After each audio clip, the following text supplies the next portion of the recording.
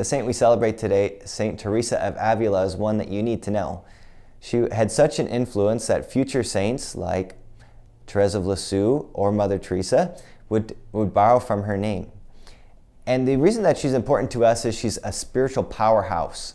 She lived in her nearly 70 years of life a lot of the ups and downs of spiritual life that we experience in our own lives.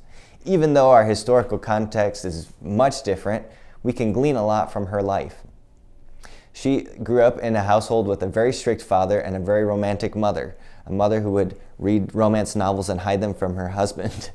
And so Teresa in her own life kind of felt this tug between being very rigorous and being romantic. Two aspects that are important in our own spiritual life. But as a 16-year-old and teenager, she became very much a teenager of the world. She loved parties and flirting, and her parents thought she was out of control, so they sent her to the convent. At first she thought, well, at least this isn't as strict as my home life. But she kind of grew to understand it and appreciate it and like it. When it came time to decide if she was going to stay with the convent or get married, she had a really hard time, but she decided to stay. Now, convents in that time were very different than they are now. You would have lots of social elites who would come and have parties, and you would interact with them. In that time, they were kind of a social hub where there would be also young men coming to the convent, and she didn't like that sisters would even prepare their veil in such a way with jewelry to look attractive. So she also kind of got caught up in this. When she was struck with malaria, she was so sick that when she recuperated, that she found out that they had already dug a grave for her. And this experience of malaria that would affect her the rest of her life distanced her from God. She became angry with God. She stopped praying altogether for years. And when she did start up again, it was really hard. She found herself constantly getting distracted. She said, my mind's like a madman who can't be tied down. And sometimes for us too, we get distracted. I know it's easy for me when I'm sitting even at Mass thinking, looking at this thing, or oh, that light's out, or what have you. And distractions in prayer are going to happen. It's like when you're in prayer and it's like a friend is walking by you and they say, hey, how's it going? Come with me. And the way we should respond is, okay, not that. It should be say, oh, hi, I see you, but I can't right now. And let them go. But her prayer life, as she eventually started to kind of come around to prayer again, God started giving her a whole bunch of amazing experiences.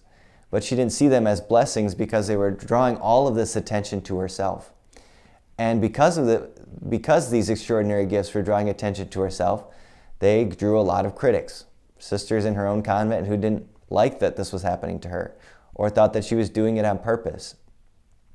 And she felt this call to go deeper, that she wanted to found a convent that wasn't as tied up in the world as this one was. And so her decision to found a convent drew even more criticism. She was denounced from the pulpit. Her sisters turned her over to the Inquisition. They didn't want her to. She was disrespected by archbishop, princess, people who, from her own convent, people who should have been supporting her in her mission, turned away from her and became very cruel to her. And yet through all this, she was refined. She, like the refiner's fire, she became her true self. She became kind of snarky at times when needed to be, but that was because she knew herself and she knew God all the more. I think she's a great example for us that in our lives of faith, there are going to be mountains and valleys, and there's going to be everything. But we are called to seek that interior castle, that place where God is in our hearts, in that deepest part of our hearts, and constantly inviting us deeper into ourselves and into Him. And as we do that, we become illuminated about who we are, enlightened about who we are, as we walk in the way of perfection. So take courage. We have great models of faith like Teresa of Avila, who show us that the way of faith isn't easy, but it is possible for all of us.